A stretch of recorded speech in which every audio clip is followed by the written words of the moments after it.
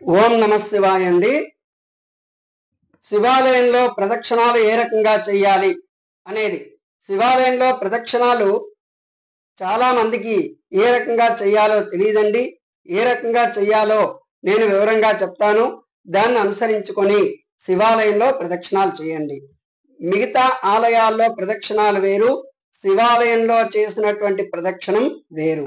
గృహస్థైతే ఎడమ చేతి దగ్గర నుంచి అనగా ధ్వజస్తంభం, శివాలయంలో అడుగు పెట్టిన వెంటనే ధ్వజస్తంభం దగ్గర నుంచి ఎడమ చేతి పక్కగా తిరిగి ప్రదక్షిణం అనగా సోమసూత్రం వరకు, అంటే అభిషేక తీర్థం ఎటుపక్క ప్రవహిస్తుందో అక్కడ చండీశ్వరుడు ఉంటాడు. ఎడమ చేతి పక్కగా వెళ్ళి అక్కడ ఆ చండీశ్వరుని దర్శించి మళ్ళీ వెనక్కి వచ్చేసి మరలా చుట్టూ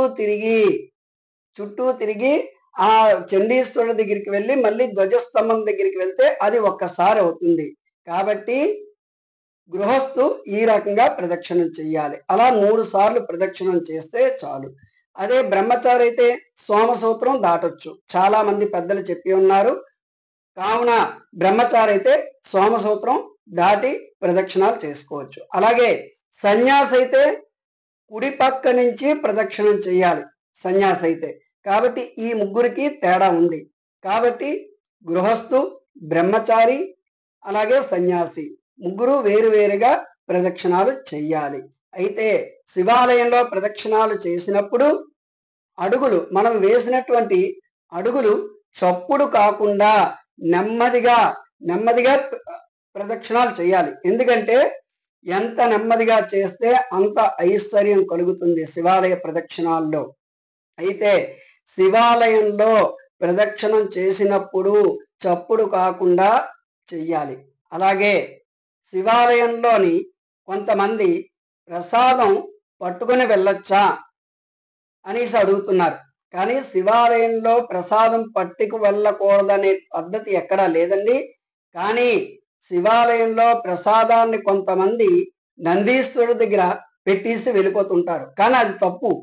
శివాలయంలో ప్రసాదం పంతులు గారు ఇచ్చినటువంటిది తప్పకుండా తీసుకుని వెళ్ళాలి. అది ఎలాగంటే శివాలయంలో ప్రసాదం ఇచ్చిన వెంటనే ఆ చండీశ్వరుడి దగ్గరికి వెళ్ళాలి.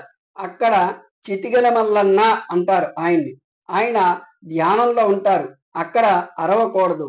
చిటికెలు మాత్రమే ఒక 3 సార్లు వెయ్యాలి. వేసిన వెంటనే ఎవరో వచ్చారు అని అతను కళ్ళు తెరుస్తారు. వెంటనే ఆ ప్రసాదాన్ని ఆయనకి చూపించి మాత్రమే తీసుకుని వెళ్ళాలి. అలాగే శివాలయంలో అడుగు పెడితే మన జన్మ ధన్యం అయినట్టే. శివాలయంలో దర్శనం చేసుకుంటే అందరినీ దర్శనం చేసుకుంటున్నట్టే అన్ని దేవతల్ని. శివాలయ ప్రాకారం అంతా కూడా శివుడు.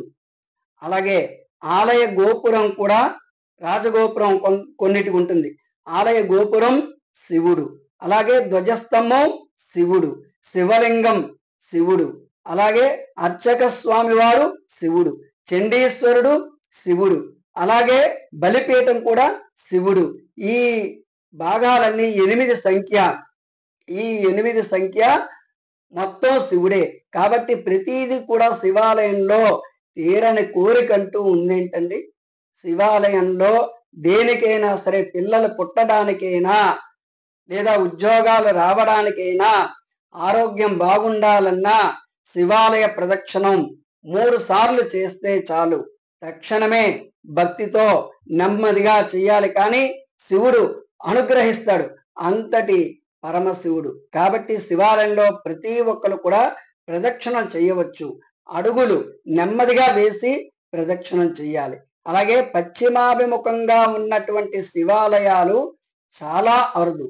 కావున ఉన్నాయి కొన్ని చోట్ల. మాది పశ్చిమాభిముఖ శివాలయం. కావున ఎంతో అదృష్టం. దాన్నే సజ్జోజాతం ముఖం అంటారు. సజ్జోజాత ముఖం శివాలయం చాలా విశిష్టమైనటువంటిది. మీతో కూడా విశిష్టమే. కానీ నాకు తెలిసినంత మట్టికి కూడా నేను చెప్తున్నాను. సజ్జోజాతం శివాలయం చాలా అరుదు. అలాగే శివుడికి 5 ముఖాలు ఉంటాయి. తత్పురుష ముఖం అనగా తూర్పు, దక్షిణ ముఖం అఘోర ముఖం, అలాగే పశ్చిమ ముఖం సజ్జోజాత ముఖం, ఉత్తర ముఖం వామదేవ ముఖం, ఈశాన్య ముఖం, ఈశాన్య ముఖం, ఇవన్నీ కూడా అభివృద్ధికి మనం ఎంతైతే శివుణ్ణి ఆరాధిస్తామో అంత అభివృద్ధి పదంలో నడిపిస్తాడు. ఆ దిక్కుల్లో వెళ్తే దక్షిణామూర్తి దక్షిణానికి ఉంటారు శివుడు.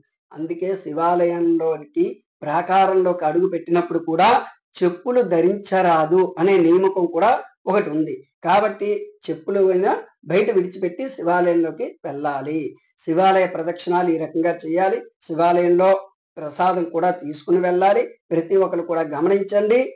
ఈ రకంగా చేస్తే కనుక శివుడి యొక్క అనుగ్రహం కూడా కలుగుతుంది. ఎవరికైనా నా యొక్క వీడియోలో ఏమైనా సందేహాలు ఉంటే నాకు కామెంట్ రూపంలో తెలియపరచవచ్చు. అలాగే నా యొక్క వీడియోని లైక్ చేయండి, షేర్ చేయండి, సబ్స్క్రైబ్ చేసుకోండి. ఇది ప్రతి ఒక్కరికి కూడా తెలియవలసినటువంటి విషయం. ఓం నమః శివాయ.